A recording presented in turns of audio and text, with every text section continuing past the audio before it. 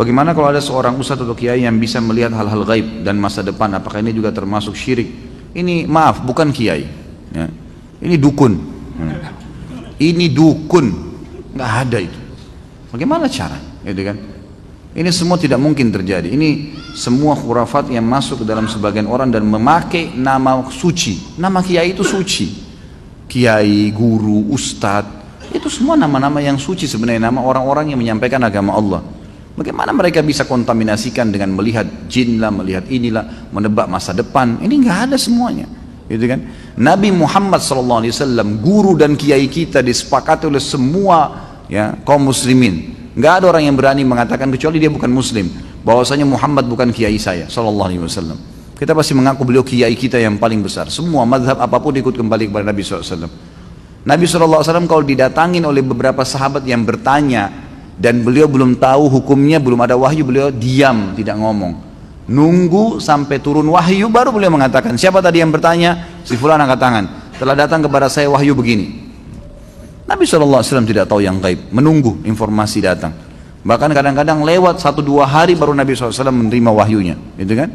Waktu dituduh Aisyah berzina, nanti akan kita bahas itu dalam dosa besar tentang menuduh orang mukminah berzina. Itu sempat wahyu terputus dari Nabi SAW kalau tidak salah sebulan, nggak ada wahyu turun. Nabi SAW tidak tahu benar nggak istrinya berzina nih, sampai beliau bingung sendiri menghadapi Aisyah pada saat itu. Ngumpulin sahabat, nanya, sahabat bertengkar, ribut, ada yang dukung, ada yang enggak. Datang ke rumahnya Aisyah, ditanyakan Aisyah, Aisyah mengatakan tidak, saya tidak melakukan, sampai turun firman Allah Subhanahu Wa Taala. Nabi SAW terjadi pada rumah tangganya, turun ayat Al-Quran, nanti akan kita bahas tuh. Ayat-ayatnya lengkap semua menceritakan. Beliau tidak tahu yang gaib. Bagaimana ada orang yang mengaku kiai kemudian bisa melihat yang gaib, bisa tahu masa depan? Bagaimana caranya? Allah mengatakan dalam Al-Quran tentang Nabi SAW, dan Nabi disuruh ucapkan itu. A'udzubillahi minasyaitonirrajim. Qul law kuntu a'lamul ghaiba lastakthartu minal khairi wa ma massaniyas su. Katakan hai Muhammad kepada mereka, kalau saya ini tahu yang gaib, maka pasti saya akan perbanyak kebaikan-kebaikan dan saya tidak akan ditimpa masalah. Tidak akan ditimpa masalah karena sudah tahu, oh di sana nanti ada orang yang ganggu saya. Udah, saya nggak usah ke sana. Nabi SAW di perang Uhud kena pedang. Sampai kemarin kita bahas kabar Abdurrahman ibn Auf, bagaimana melengket pedang di topi besi beliau, dan Abdurrahman cabut radhiyallahu anhu dengan giginya sampai giginya tanggal. Luka berdarah kening Nabi SAW. Gigi beliau sempat pecah. Pundak beliau sempat kena hantaman pedang orang kafir. Nabi SAW tidak tahu itu sebelum keluar dari Uhud, sebelum keluar dari Madinah. Nggak tahu sama sekali. Bahkan beliau mengatakan, saya rasakan sakitnya sebulan, gitu kan? Kalau Nabi SAW tahu, Nabi tidak akan keluar. Tapi memang begitulah, gitu kan? Memang tidak ada yang tahu. Dan ini sudah panjang lebar. Ada juga judul di YouTube, bisa dilihat ceramah saya, Kiaiku Muhammad, Kiai Anda siapa? Panjang lebar saya jelaskan. Banyak dalil-dalil Al-Quran, banyak sekali yang menjelaskan kalau Nabi SAW tidak tahu hal-hal yang gaib, tidak tahu masa depan, gitu kan? Jelas semuanya itu.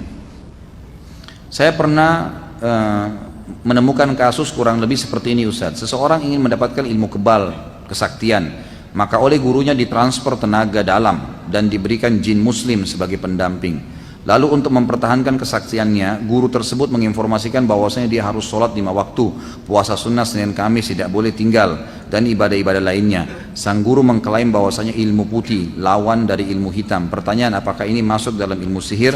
Apakah ibadah yang dijalankan akan diterima? Ini cuma kedok saja. Ini cuma kedok saja.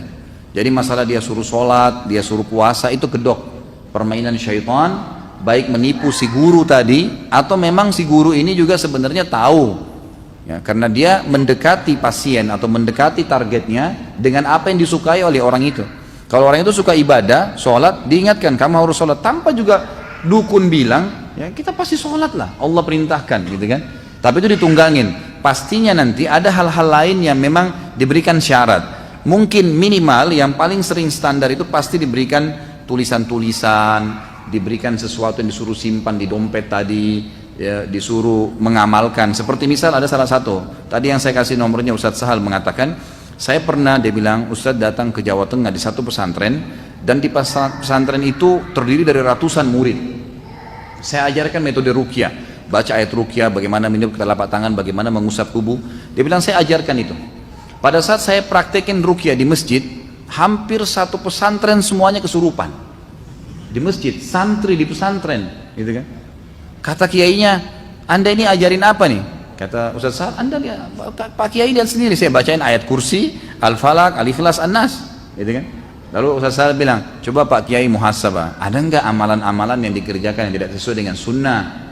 Mungkin ada sesuatu yang Pak Kiai, enggak, di sini pesantren belajar Islam kok. Coba muhasabah, mungkin ada sesuatu yang Pak Kiai suruh rutin kerjakan tapi tidak ada sunnahnya dari Nabi. Ternyata setelah ditelusurin baru kiainya bilang, sebenarnya sih murid-murid sini setiap malam Jumat membaca salah satu dari Asma'ul Husna, saya lupa sekarang apa itu, tapi yang jelas dibaca sampai 4.000 kali. Nah ini tidak pernah Nabi contohkan, tidak pernah Nabi SAW perintahkan itu, gitu kan? Nah sesuatu yang Nabi tidak contohkan pun itu bisa ditunggangi oleh syaitan, gitu kan? Ini kasus-kasus sihir ya. Saya bukan sedang membicarakan ada orang yang salah dengan perbuatannya. Saya bicara tentang orang yang kesurupan sama syaitan. Pernah juga kasus kami duduk bermusyawarah dengan beberapa teman yang ruqyah, kemudian dia bilang ada satu orang kesurupan. Ustaz Hussein tadi yang saya kasih nomor yang kedua juga bilang sama saya. Setelah saya kesurupan lalu jinnya kesakitan minta-minta ampun, saya tanya, kamu kenapa masuk ke orang ini? Dia bilang orang ini setiap hari manggil saya 1000 kali.